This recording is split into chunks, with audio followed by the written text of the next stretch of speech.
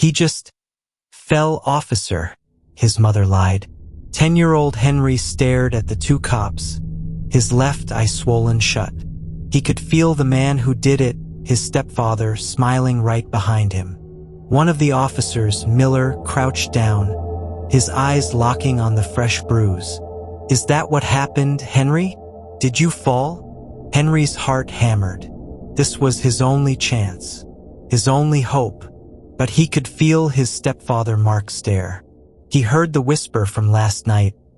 Tell them, I dare you. No one will ever believe you. Henry looked at the officer and gave a tiny, jerky nod. The officer's eyes went sad.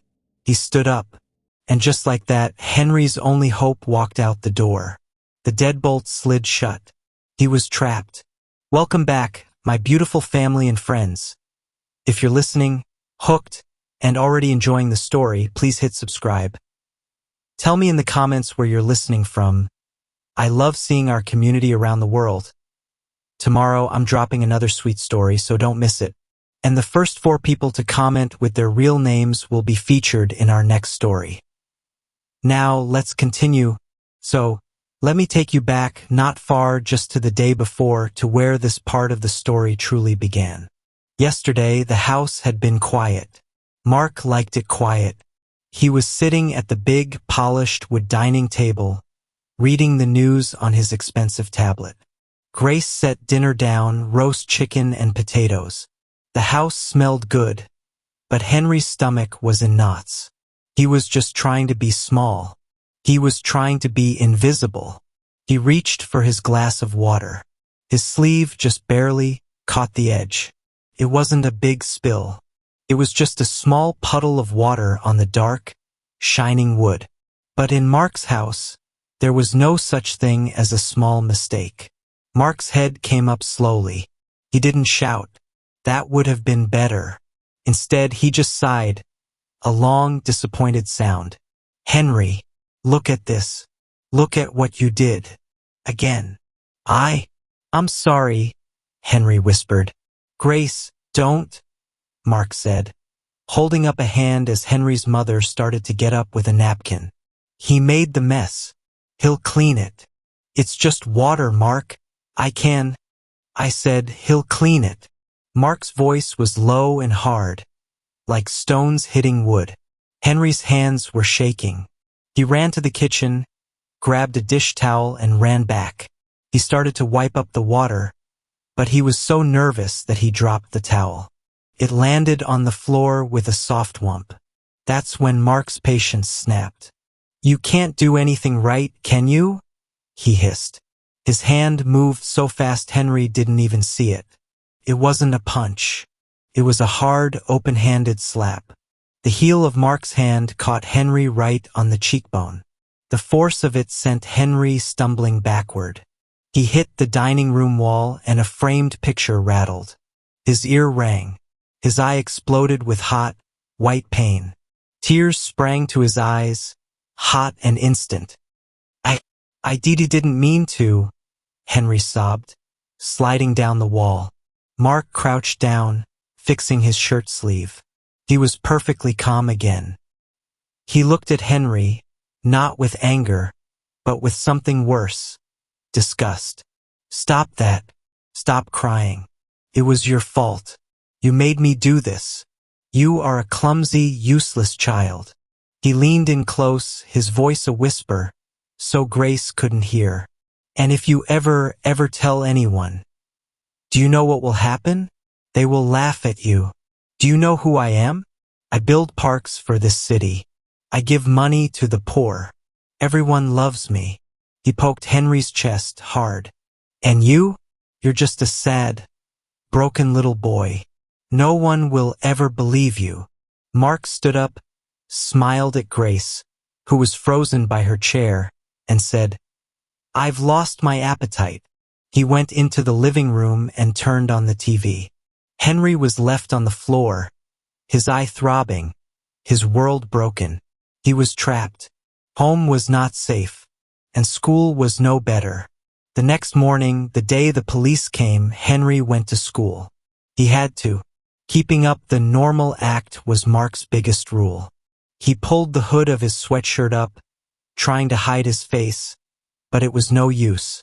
Recess was the worst part of the day. That was when Brock found him. Brock was bigger than the other fourth graders. He was loud, mean, and always needed an audience. He saw Henry by the wall, trying to be invisible, and walked right over. "Hey, crybaby!"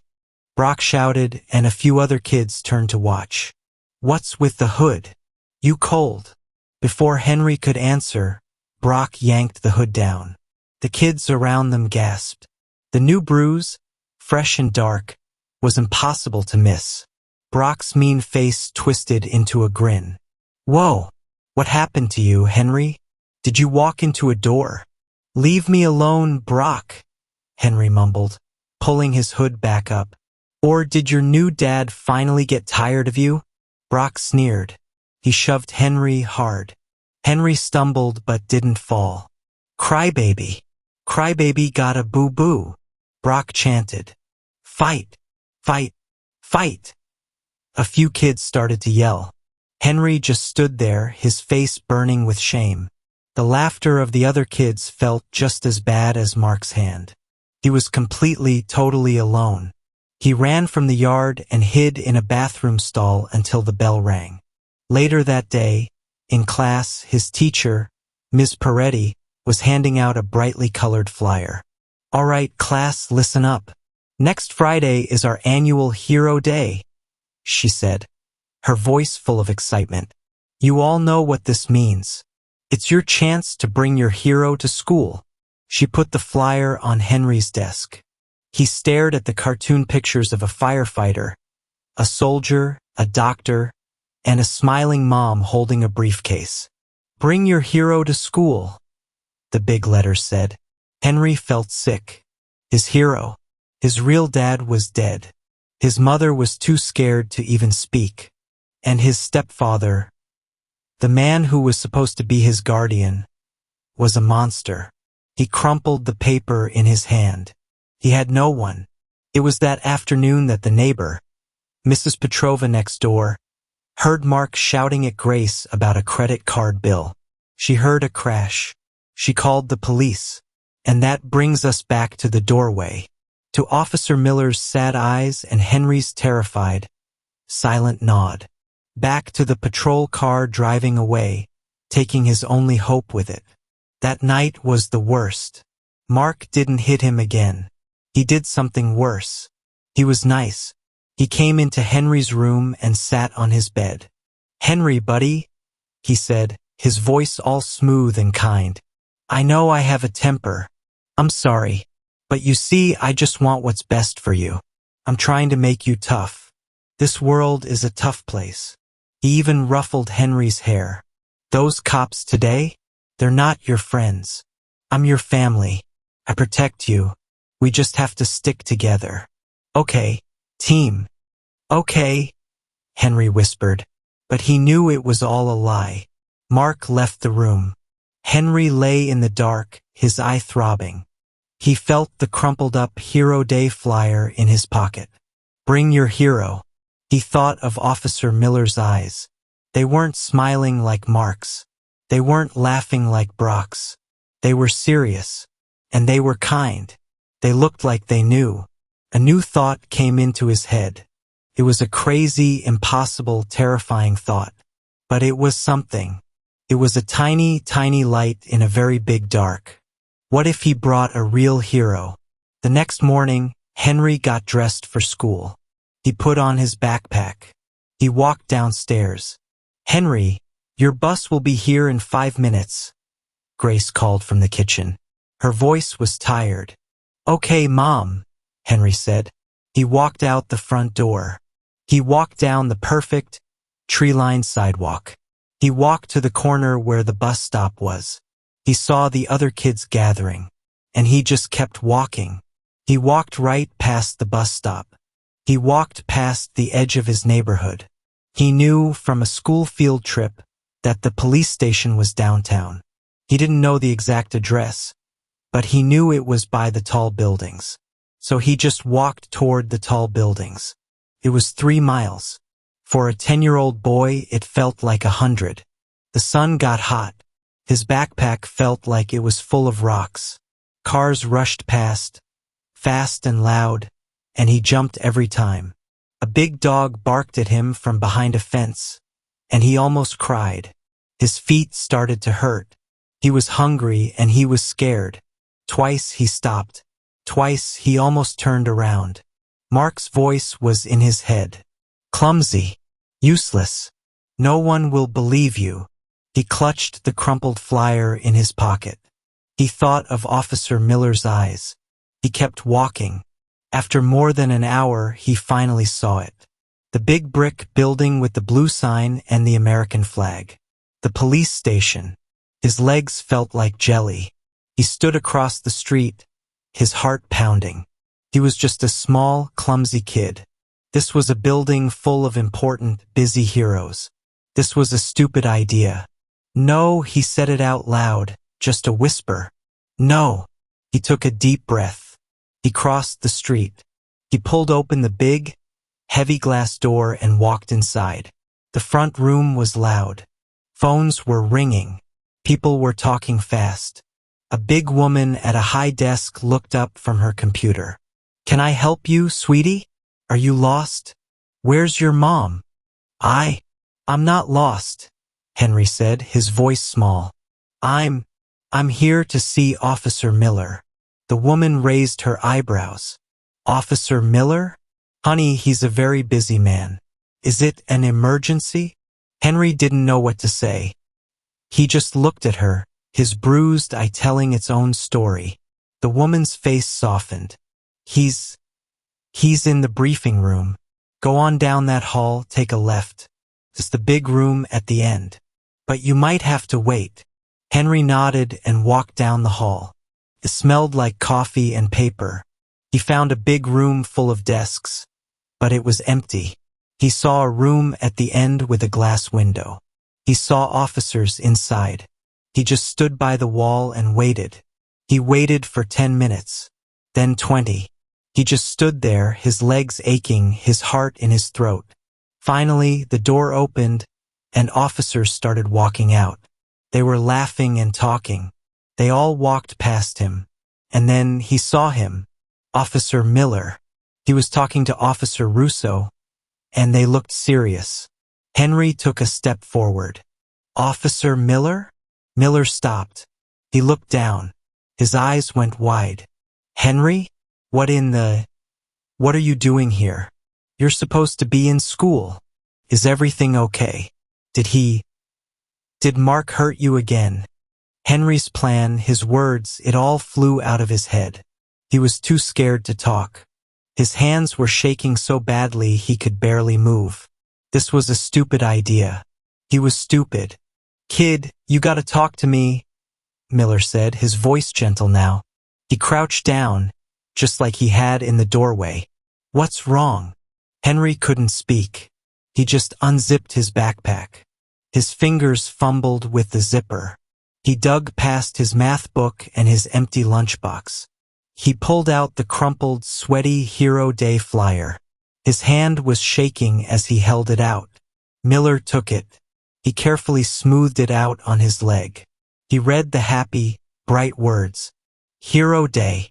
He looked at the cartoon firefighter. Then he looked back at Henry's bruised, hopeful, terrified face. Henry, what is this for? Henry finally found his voice. Came out as a whisper. It's for school. On Friday.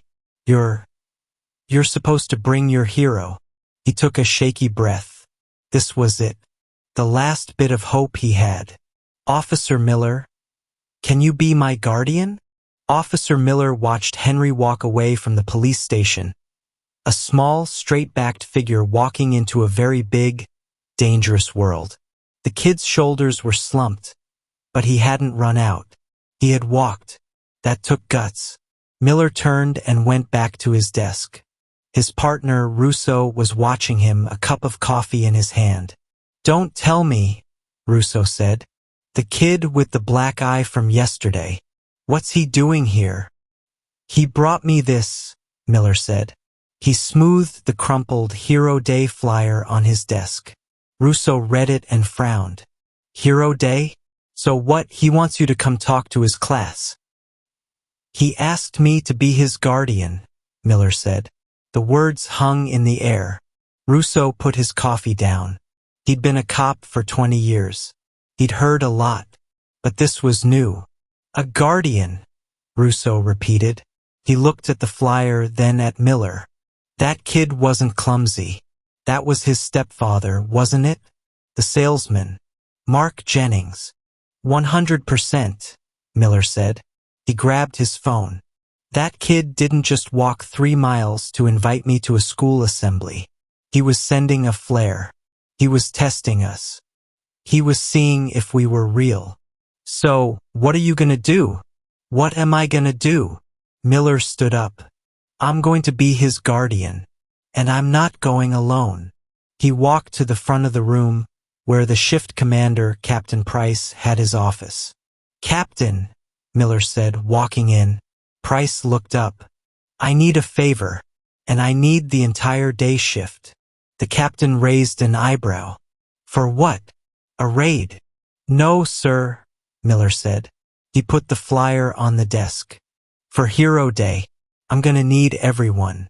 K9, detectives, motorcycles, and every patrol car we can spare. We're going to a 4th grade class. The captain stared at him. Miller just stared back. It's for the Jennings kid, Miller said quietly. The captain's face hardened. He remembered the call. He remembered the name. Make the calls, Miller, he said. You get everyone you need. For Henry, the next week was the longest of his life. It was a week spent holding his breath. He had no idea what Miller was planning. He didn't know if one cop would show up, or if any cops would show up. He had just walked home from the station in a daze, and no one had noticed he was gone for 2 hours. At home, Mark was back to being perfect. He must have felt guilty, or maybe he was just scared by the first police visit. He was all smiles. He bought Grace flowers. He bought Henry a new, expensive video game, the one all the kids at school wanted. See, buddy? Mark said, ruffling Henry's hair at the dinner table. Henry had to fight not to flinch. We're a team. I take care of you. I just want you to be strong. You and me, we're a family. Henry just nodded. The video game box felt heavy in his hands, like a bribe. Felt dirty. He put it in his closet and never opened it. He ate his dinner in silence.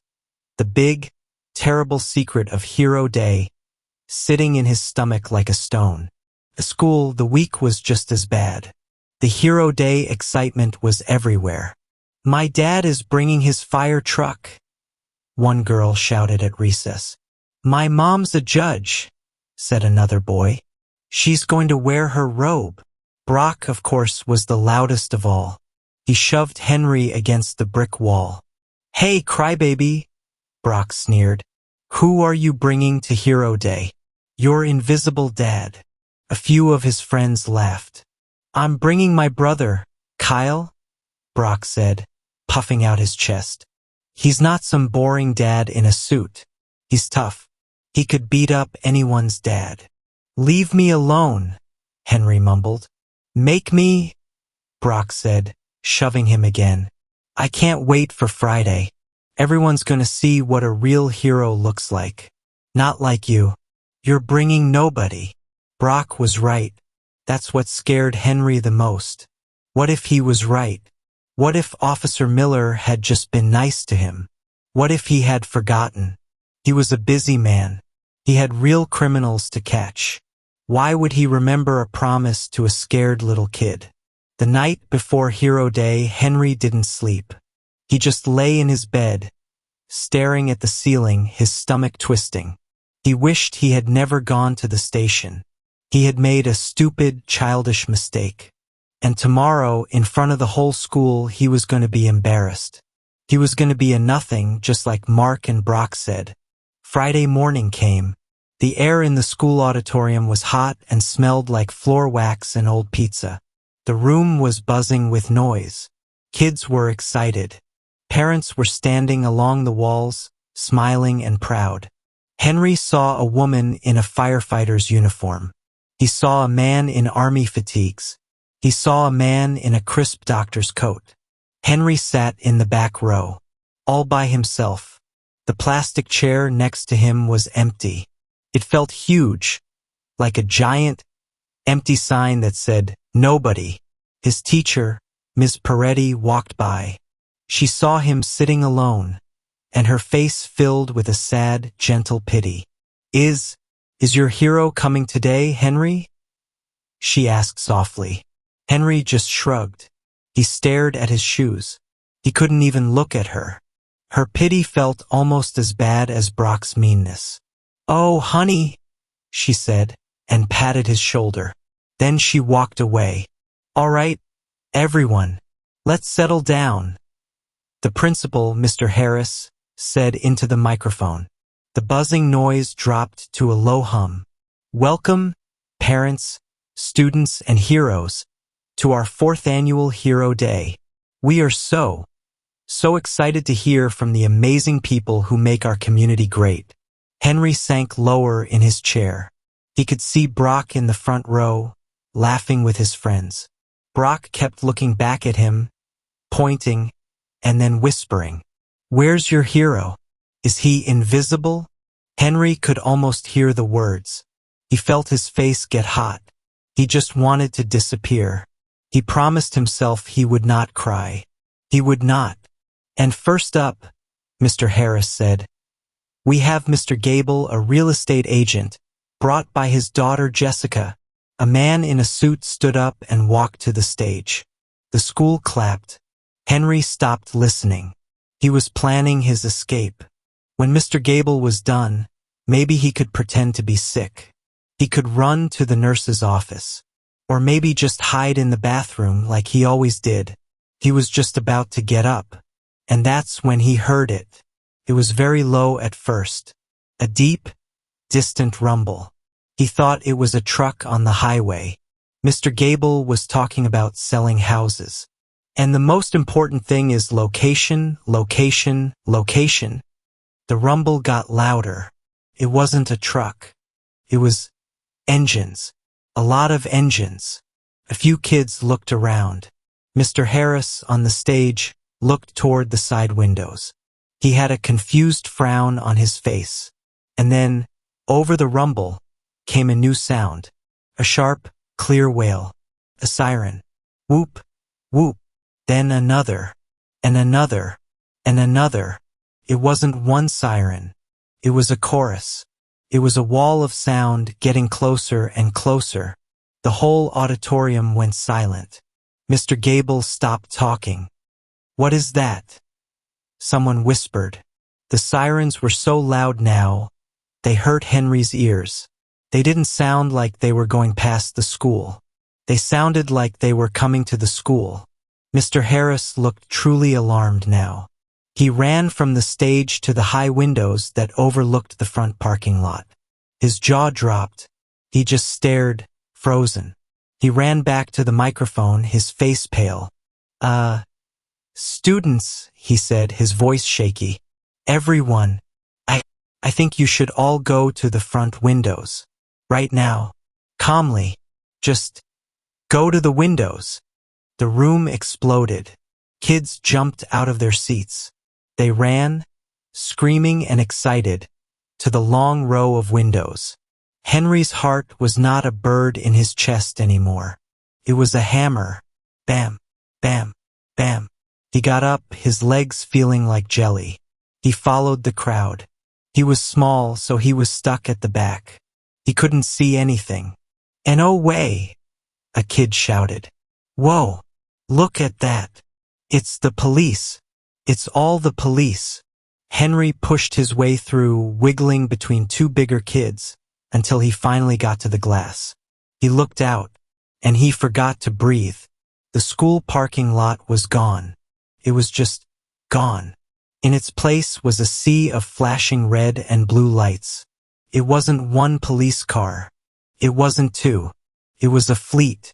There were patrol cars parked in perfect, sharp rows. There were big, black SUVs that Henry had only seen in movies. There was a K9 unit, and Henry could see a big German shepherd barking in the back window. There were 2 police officers on huge, shining motorcycles. They filled the entire parking lot. And standing on the front lawn in a perfect military formation were the police officers. They were all standing at attention, their badges shining in the sun. Henry counted. 10, 20. There had to be 30 of them. At the very front, standing perfectly still, was a man in a crisp white shirt. It was the chief of police. And right next to the chief, standing just as still, was Officer Miller. The front doors of the auditorium opened. Mr. Harris was talking to the chief, waving his arms and looking confused. Brock was next to Henry, his face pressed against the glass. His mouth was wide open. He was silent. The main doors to the auditorium opened again. The room, which had been screaming, went dead quiet. Officer Miller walked in. He was in his full dark blue uniform. His boots made a loud, sharp click, clack, click, clack on the polished floor. It was the only sound in the whole room. He didn't look at the parents. He didn't look at the teachers. He didn't look at the principal. He just scanned the crowd of students by the window. His eyes moved past the other kids, and then they found Henry. He locked eyes with him. He walked the entire length of the auditorium. The students and parents moved out of his way. He walked right up to the back row.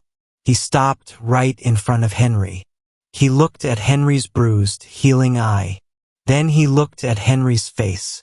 He didn't smile. He just knelt, just like he had in the doorway, just like he had in the station. He got down on one knee so they were eye to eye again. He gave Henry a slow, respectful nod. "We heard you needed a guardian, Henry," Officer Miller said. His voice was calm and strong, but in the silent room, everyone heard every word. So, the whole day shift came. Henry stared at him. He felt one hot tear, the tear he had been holding back all week, finally break free. It rolled down his cheek. He just nodded because he couldn't speak. Officer Miller smiled, a real small smile. "Come on, kid," he said, standing up. He put his hand on Henry's shoulder. It wasn't heavy like Mark's. It was light. It was safe. "You can introduce us."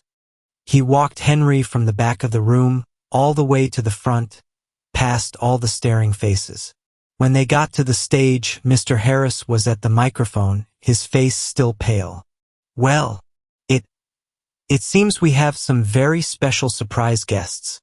Henry, would you like to introduce your hero?" Henry stood at the microphone. He was small, but he felt tall. He looked at Officer Miller. He looked at the 30 officers who were now filing into the auditorium, standing along the side and back walls. They filled the entire room. "This is Officer Miller," Henry said. His voice was small, but the microphone made it loud and clear. He's my guardian." For the next hour, the school forgot about all the other heroes. Officer Miller and the chief of police gave a presentation. They didn't talk about arrests or danger. They talked about what guardian meant. "A guardian is someone who protects," the chief said, his voice booming. "We are the guardians of this whole city. It's our job to protect all of our citizens, big and small. It's our job to be a voice for people who are too scared to speak. It's our job to stand up to bullies, no matter how big they are." And when he said it, he looked right at Henry. Then, Officer Russo came in with the K9. His name was Thor, and he was a beautiful, smart German shepherd. Russo hid a sample. It was just a tennis ball in a backpack, and Thor found it in 3 seconds. The kids went wild. The whole time, Henry sat in a chair on the stage. The seat next to him was not empty. Officer Miller sat on one side, and the chief of police sat on the other. When it was over, as the officers were leaving, The entire school, parents, teachers, and students, gave them a standing ovation. Brock was still silent. His cool older brother, Kyle, had never shown up. He just sat in his chair, staring at his shoes. As Henry left the stage, Officer Miller met him. He knelt again. "How'd we do?" Miller asked. I can't believe it," Henry whispered. You all came. "I told you I would," Miller said. His face got serious. "And Henry, this is not over. What happened today? This was just the beginning. We're on it. We are going to make you safe. For real. I promise." Henry nodded. For the first time in his life, he believed a promise. He got on the bus that afternoon. He felt different. He felt tall. No one bothered him. No one said a word. The kids just looked at him with a new, strange respect. He walked down his perfect, tree-lined street. He wasn't as scared. He had an army. He had a guardian. He walked up to the front door of the cold, perfect house. He opened it. The house was dark. Mark's car was in the driveway, which was strange. He was usually at work. "Mom," Henry called. Silence. He walked into the living room. Mark was sitting in his big, leather armchair. The blinds were closed. The room was almost black. The only light came from the screen of his laptop, balanced on his knees. On the screen was a shaky video, already on the local news website. The headline read, "Police Force Swarms Elementary School for Hero Day." The video showed the police cars. It showed the officers. It showed Henry, small and pale, walking to the stage with Officer Miller. Mark slowly closed the laptop. The room went completely dark. For a long time there was just silence. Then Mark's voice came out of the dark. It wasn't a shout. It was a low, cold whisper. "You," he said, "you think you're smart. You think you can embarrass me?" Henry heard the chair creak as Mark stood up. "Those cops are gone, Henry. They're not here." Henry could see his silhouette, a big, dark shape in the room. "But I am." Henry's heart stopped. The dark shape of his stepfather, Mark, blocked the light from the hall. The air in the living room was cold and still. The only sound was the hum of the video player from the laptop Mark had just closed. "You," Mark whispered again. His voice was not the loud, booming voice he used when he was angry. It was something new. It was a low, cold, snake-like sound that slid into Henry's ears and made his blood freeze. "You think you're smart," Mark said, taking a slow step forward. His shoes made no sound on the thick, expensive carpet. "You think you can embarrass me? In front of the whole town?" I, Henry stammered. He took a step back, but his legs hit the side of the sofa. He was trapped. "All those cops," Mark continued, his voice still a terrifying whisper. He was so close now, Henry could smell the faint, sharp scent of his cologne. "All those idiots lapping it up. Hero Day. You made me look like a fool." "No," Henry whispered. It was just for school." "Liar." Mark's hand shot out. It was not a slap. He grabbed the front of Henry's t-shirt, bunching the fabric in his fist. He yanked Henry forward, off his feet. "You think that little show means anything? You think they can protect you?" He pulled Henry so close their faces were inches apart. Henry could see the tiny red veins in Mark's furious eyes. "They're gone, Henry," he hissed. His grip so tight Henry could barely breathe. "They're not here, but I am. And you are going to learn, once and for all, who is in charge." He raised his other hand. His hand was big, and it was clenched into a tight, white fist. Henry squeezed his eyes shut. He braced for the pain. He knew it was coming. This was it. "Mark, no." The voice was a scream. It was a new voice. It was his mother's voice, but it was not the thin, scared voice he was used to. It was a roar. Mark froze. His fist, high in the air, just stopped. Henry opened his eyes. His mother, Grace, was standing in the doorway from the kitchen. Her face was pale and streaked with tears, but her eyes were not scared. They were on fire, and in her hands, she was holding the heaviest thing in the kitchen, the black, cast-iron skillet. She held it over her shoulder like a baseball bat.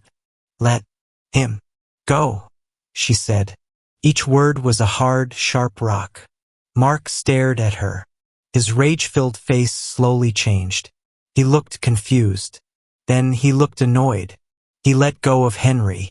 Henry fell to the carpet, coughing and gasping for air. Mark laughed. It was a short, ugly, fake sound. "Grace, my love, put that down. Are you insane? You're going to hit me with a pan? After everything I've given you." "I said, let him go," Grace repeated. Her voice was shaking, but she didn't lower the pan. You will not touch him again. Ever." Mark stared at her for a long, silent moment. Henry could see him thinking. He was a smart man. He knew he could take the pan from her. He knew he was stronger. But he also saw the look in her eyes. It was the look of someone with nothing left to lose. And more, he was a man who lived by his image. He had just been on the news, surrounded by cops. A fight, a scream, another neighbor calling. He couldn't risk it. Not now. His face became smooth and cold. He straightened his tie. "Fine," he sneered. "Have it your way. Protect the little brat." He looked down at Henry, who was still on the floor. His eyes were full of poison. "You both. You're going to regret this. You think you won? You just destroyed this family." He grabbed his car keys from the table by the door. "I'm going out. When I get back, this stupidity had better be over. And you," he pointed at Grace, "you had better have a good story for me, or I will take everything." He yanked the front door open. He slammed it so hard that the picture on the wall rattled, the same one Henry had hit the day before. The house was quiet again. Grace held the pan for another 10 seconds. Then her arms started to shake. The heavy skillet dropped to the carpet with a soft thud. Her legs gave out and she sank to the floor. She put her face in her hands and started to cry. They were not the quiet, sad sobs Henry was used to. They were big, gasping, terrible cries. Henry scrambled across the carpet and wrapped his small arms around her neck. "It's okay, Mom," he whispered, his own voice hoarse. "It's okay. You did it. You saved me." "Oh, Henry," she cried, holding him so tight it almost hurt. "My baby. I'm so sorry. I've been so weak. I've been so scared." "You're not weak," Henry said, pulling back to look at her. "You're not. You had the pan." She gave a small, wet laugh. "The pan. Yes." She looked at him, her eyes still wide with fear. "But he's right, Henry. He'll come back. He'll take you away from me. He'll ruin us. He said no one would ever believe us." "Officer Miller believes us," Henry said, his voice suddenly strong. "He told me. He said it wasn't over. He promised." Just then, a phone buzzed. It wasn't his mom's phone on the kitchen counter. It was a sound from her pocket. Grace's eyes widened. She reached into her jeans pocket and pulled out a small, old-style phone. It was not a smartphone. It was a simple, burner phone. One name was on the screen, Miller. She had met him very secretly, just 2 days ago in a park. He had given her the phone. "Mark is a bully," Miller had said. "Bullies like him are predictable. The show on Friday is going to make him angry. He's going to show his true self. When he does, you call this number. Or I'll call you." Her hands were shaking so hard, she could barely press the button. Hello? Grace? It's Officer Miller. Is Henry with you? Are you both safe? Is Mark there? No! Grace burst out, a flood of words and sobs. He saw the news. He came home. He was so angry. He grabbed Henry. He was going to hit him. I grabbed a pan, and he left. He left. But he's coming back. Oh, God. He's coming back. Grace, listen to me. Miller's voice was calm and steady, cut through her panic. He is not coming back. Do you hear me? He is not coming back to that house. But you don't. Grace, we've been working on this all week. The Hero Day visit wasn't just a show. It was a distraction. It was to let Mark know we were watching, and to give my partner and me time to build the case. We've got him, Grace. It's solid. What Henry and Grace didn't know was that while Henry was in school, Miller and Russo had been working. They had gone to the Main Street market, the grocery store Grace had told them about. They spoke to the manager. Mr. Jennings? Oh yeah, he's a big shot, but our cameras don't care. They sat in a small, dark office and watched the security video. And there it was, clear as day. Mark, in a nice suit, smiling at the cashier. Then Henry dropping a can of soup. Mark's face twisted in an instant. He grabbed Henry's arm and yanked him so hard the boy's feet lifted off the floor. The manager winced. We held that tape, he said. The kid's face. I had a feeling. Miller got a copy. Then they went to Henry's school. They spoke to the nurse, Ms. Gable. Officer Miller, she said, her voice full of relief. I have been praying someone would come. I have to file a report every time a child has an unexplained injury. Henry, he has a lot of them. She opened a locked file. He always says he fell. But I'm a nurse, and I'm a mother. These aren't falling bruises. She gave them the photos, dated, for different times in 6 months. A bruise on his arm, a cut on his cheek. I'll testify, she said. And finally, Russo, the quiet, careful partner, had dug into Mark's past. You're not going to believe this, Miller, Russo said, holding up a file. He was married before. 5 years ago, his ex-wife filed an assault complaint. She had photos, a broken rib. She dropped the charges a week later. He must have paid her off or scared her off. It's a pattern, Miller said, his face grim. It's a pattern, Russo agreed. And now we have the grocery store video, the nurse's photos, the old hospital report for Grace's broken arm, and a prior complaint. He's not a pillar of the community. He's a serial abuser, and we're going to stop him. Now, on the phone, Miller's voice was firm. Grace, I need you to do one last thing. Lock the doors. Lock the windows. He is not coming back tonight. Promise. We will have a patrol car, a hidden one, on your street all night. You are safe. But what about tomorrow? Grace whispered. Tomorrow, Miller said, and Henry could almost hear him smile. Tomorrow the monster loses his power. Get some rest. We'll handle it. The next morning, Henry and Grace were in their small apartment. Miller had moved them in the middle of the night, just in case. 10 miles away, Mark Jennings was back in his world. He had cooled down. He was sure he had scared Grace and Henry into silence. It was a new day. He put on his most expensive suit, a dark blue one. He drank his coffee. He was in control. He drove his shiny, black car to his office downtown. His office was beautiful. It was on the 20th floor, the top floor of a new glass building. His company's name was on the wall in big, silver letters. He walked in, smiling at his secretary. Morning, Anna. Hold all my calls.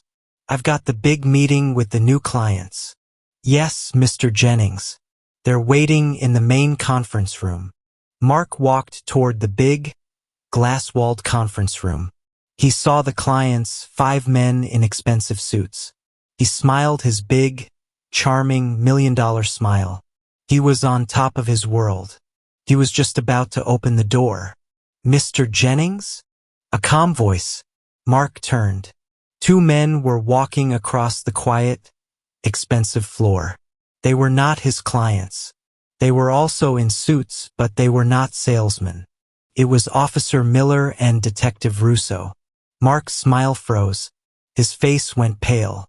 What are you doing here? This is a private. Get out. Anna, call security. That won't be necessary, Russo said. He was holding an iPad. Mark Jennings, Miller said, his voice loud and clear. Every employee in the open plan office stopped typing. They all looked up. The clients in the conference room stood up, looking through the glass. You are under arrest for child endangerment, child abuse, and for the assault of your wife, Grace Jennings. This is insane. Mark sputtered, his voice getting high. You're harassing me. I'll have your badges. I'll sue this entire department. You have no proof. Oh, we have proof, Russo said. He turned the iPad on. He held it up for Mark to see. He pressed play. The video from the Main Street market. Clear as day. Mark yanking Henry off his feet. Mark's mouth opened. No sound came out. Russo swiped the screen. Here are the photos from Ms. Gable, your son's school nurse. This one is from September. This one from November. This one from last month. Swipe. Here is the report from St. Jude's Hospital for your wife's broken arm. The one where she fell down the stairs. Swipe. And this is the sealed assault complaint from your ex-wife 5 years ago. It's a pattern, Mark. Mark stared at the iPad. All the color drained from his face. He was not a monster. He was not a pillar of the community. He was just a small, trapped man. His power, his charm, his threats, it all evaporated. He just slumped. The game is over, Miller said quietly. Put your hands behind your back. Mark didn't resist. He just stood there, defeated, as Miller took out his handcuffs. The click of the metal locking into place was the loudest sound Henry had ever heard. It was the sound of a cage door shutting. The click echoed through the dead-silent, modern office. The clients in the conference room stared, their mouths open. Anna, the secretary, had her hands over her mouth. You can't, Mark whispered, his last weak defense. My meeting, my clients. You should have thought of that, Miller said. He and Russo each took one of Mark's arms. They didn't drag him. They walked him. They walked him out of the conference room. They walked him past his shocked clients. They walked him past his crying secretary. They walked him across the entire, open, polished floor, past every single employee, who stared in silent, stunned judgment. They took the man who thought he was untouchable and showed everyone, in the heart of his own kingdom, exactly what he was. His power was not gone. It was destroyed. The elevator doors opened. They stepped in. The doors closed, hiding Mark from the world he had built. In the elevator, Miller took out his phone. He hit one number. 10 miles away, in the new, safe apartment, the burner phone rang. Grace snatched it up. Hello? Grace, Officer Miller said. It's done. He's in custody. You and Henry are safe. On the other end of the line, Miller heard a sound he would never forget. He heard Grace and Henry, at the same time, let out the breath they had been holding for years. And then he heard them start to laugh. The big, cold, perfect house was gone. Mark was in jail. The news report said he was facing a long, long time in prison. The other women he had hurt, Even his ex-wife had seen the news. They had come forward. The monster's power was broken, and he was never coming back. Henry and his mother, Grace, moved into a small 2-bedroom apartment on the other side of town. The building was old, and the floors creaked, but it was theirs. It was warm. Grace got a job at a local diner. She worked hard, but she came home tired and happy. She would turn on the radio in the kitchen while she cooked, and she would sing. The house was filled with the smell of spaghetti and the sound of her laughing. The cold silence was finally gone. Henry was safe, but he was not completely okay. The shadows of the monster were still there. If a door slammed shut, Henry still jumped. If he heard a man's voice get loud, even on TV, his stomach would get tight. He was safe, but he was still the quiet kid. At his new school, he was just there. He did his homework. He got good grades. He sat on the steps during recess and read his books. No one bothered him. No one bullied him. But no one talked to him either. He was like a ghost, safe in his own little bubble, but he was still alone. Officer Miller did not just arrest Mark and disappear. He was a true guardian. About once a week, he would check in. Sometimes he'd bring pizza over for Henry and Grace. He would sit at their small kitchen table and talk to Grace, helping her with paperwork for the trial. He would talk to Henry about school, about baseball, about anything. One afternoon, Miller parked his patrol car across the street from Henry's new school, just to see how he was doing. He saw Henry on the steps, reading just like always, safe, but alone. Then Miller saw another kid. He was playing basketball, but he wasn't really playing. He was just throwing the ball hard against the brick wall. He was angry. He shoved another kid who tried to take the ball. The teacher blew a whistle. The boy yelled at the teacher. Miller squinted. He knew that kid. It was Brock. Mark's arrest and Henry's story had become big news. Brock had quietly left the old school a few weeks later. And now here he was. Miller watched him. Brock was not the loud, popular bully anymore. He looked lost. He was still angry, but underneath it, Miller saw something he recognized. He saw fear. He saw the same look that had been in Henry's eyes. It was the look of a kid who was in over his head, a kid who was being pushed by something bigger and scarier than him. "Russo," Miller said to his partner back at the station, "I think we have one more problem to solve." Russo sighed and put down his coffee. "Don't tell me. The bully. Brock." "The bully," Miller confirmed. "I don't think he's the real problem. I think he's like Henry, just a different kind of victim." It did not take them long to find the truth. They were police officers, after all. They pulled Brock's school file. They saw his address in a tough part of town. They saw his emergency contact, an older brother, David, age 17.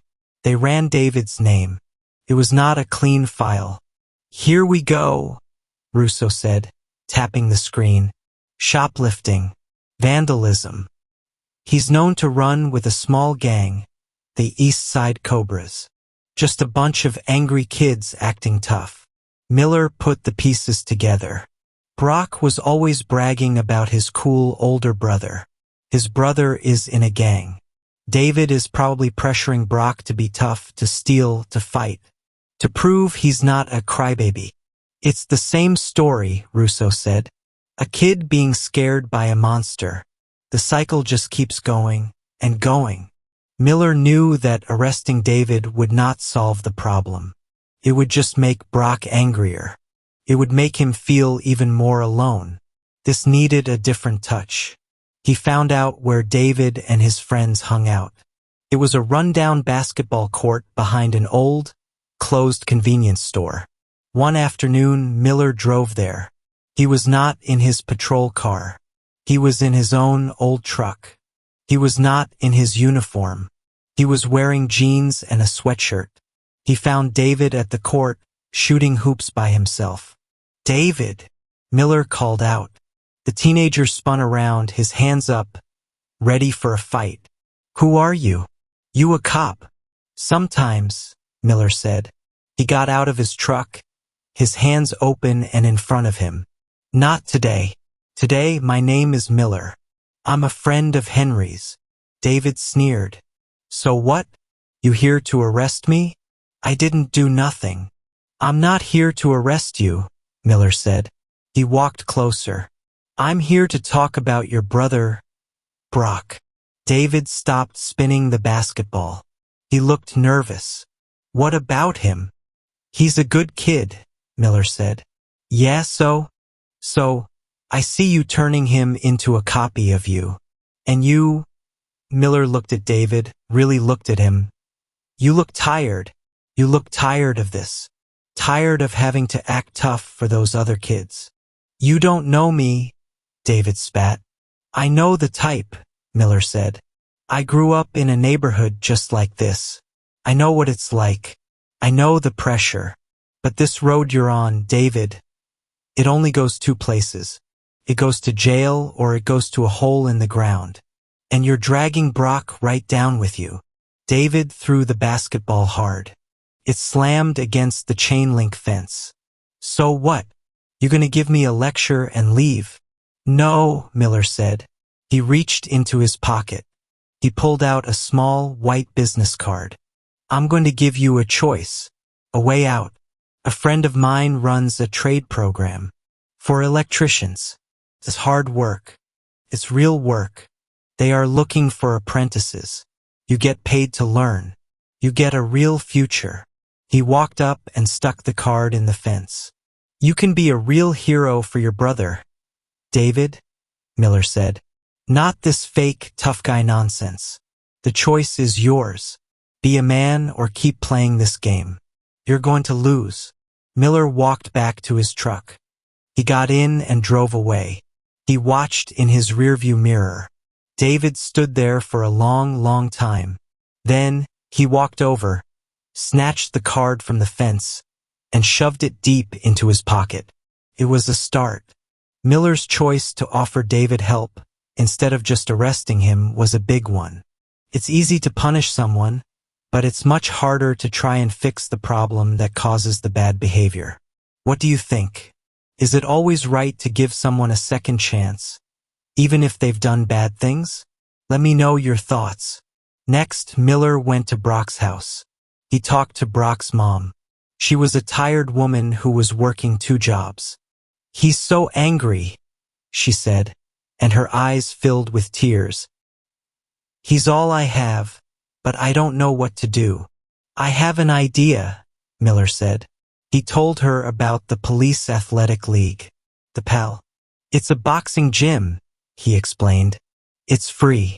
It's run by cops and coaches.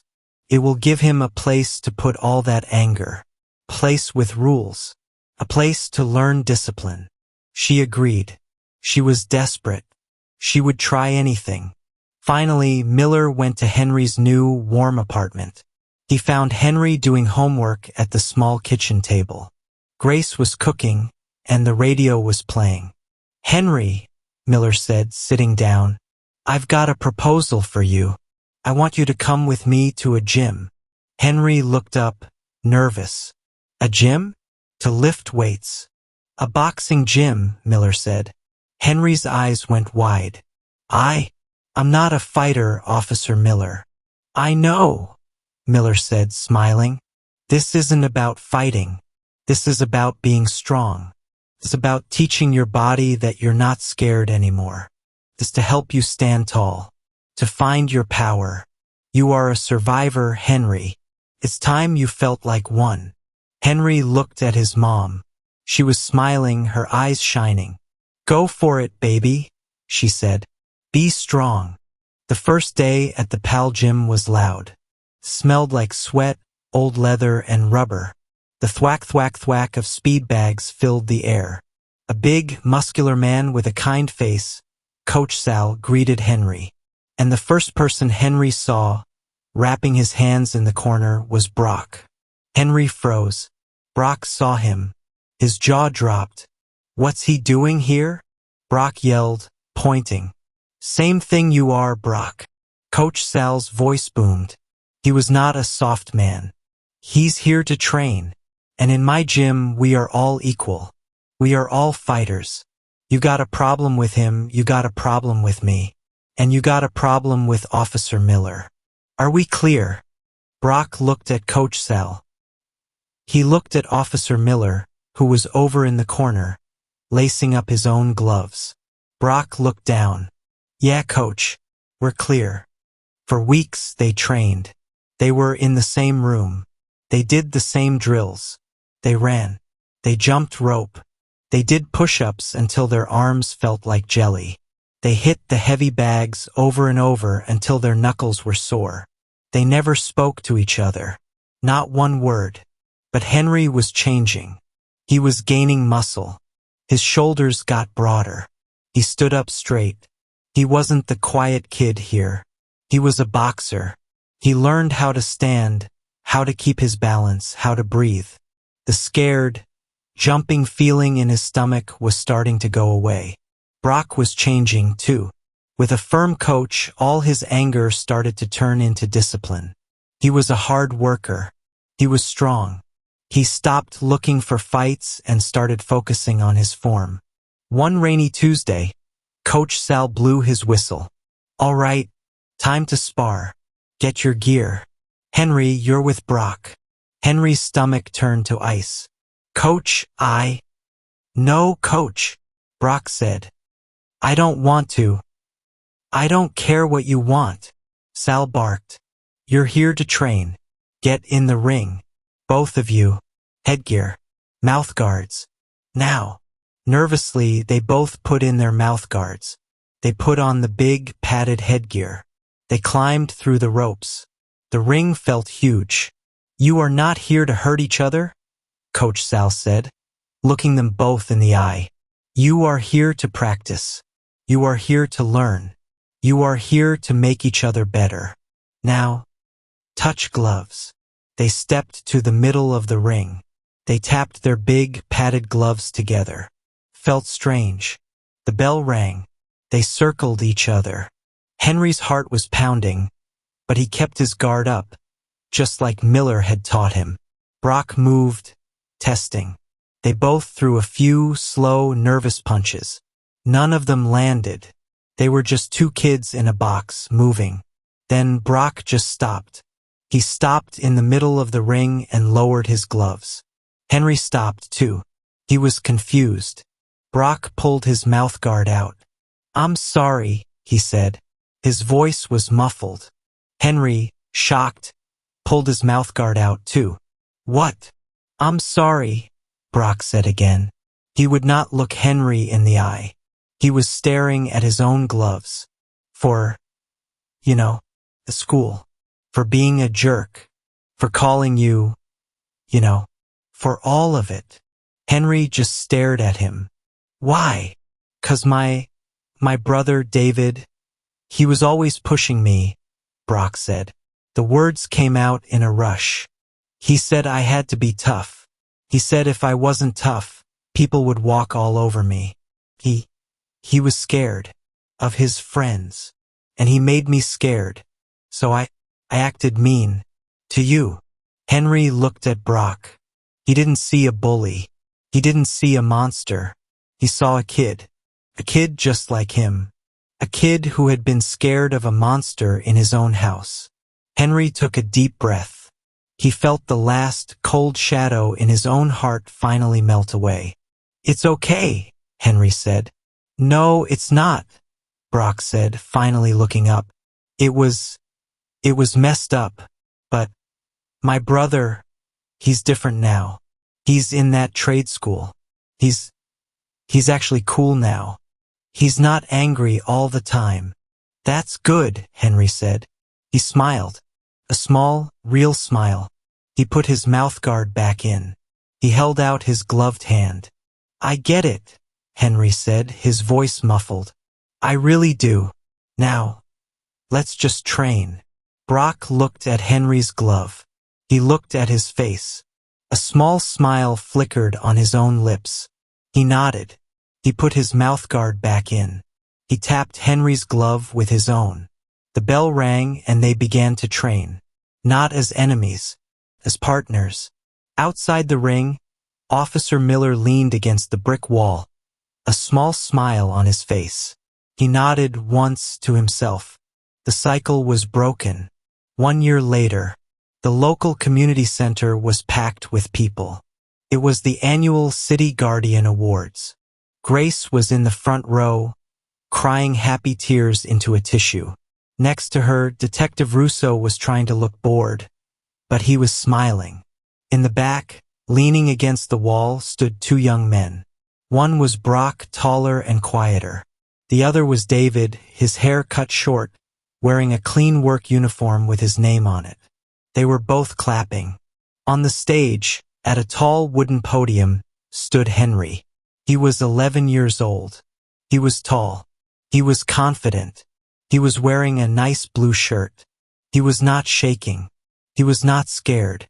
"A guardian," Henry said. His voice, clear and strong, filled the whole room. "A guardian is someone who protects you. A year ago, I didn't think I had one. I was scared. I was alone. I thought monsters were the strongest things in the world. But then, I met a real guardian." He smiled and looked right at the front row. "He taught me that you don't fight monsters by being a bigger monster. He taught me that being strong isn't about being mean or being loud. It's about being brave enough to ask for help. And it's about being brave enough to give help, even to people who seem lost." Henry looked back at Brock and David, who both nodded. "He didn't just save me," Henry said. "He saved my mom. He saved my family. And then he saved another family, too. He's not just a police officer. He's a builder. He builds safe homes. He builds second chances. He builds up kids, like me, and shows them how to be strong." Henry picked up the heavy glass award from the podium. "Please welcome my hero, my friend, and my guardian, Officer Miller." The whole room jumped to their feet. The applause was like thunder. Officer Miller, his face bright red, walked onto the stage. He looked shocked. He stood in front of Henry. He didn't shake his hand. He pulled Henry into a big, strong, one-armed hug. "You did good, kid," Miller whispered. "No," Henry whispered back, hugging him tight. "We did good." Thank you for listening all the way. Your support means everything. Subscribe, leave a comment with your real name and where you're from, and you might see your shout out in the next story. See you tomorrow.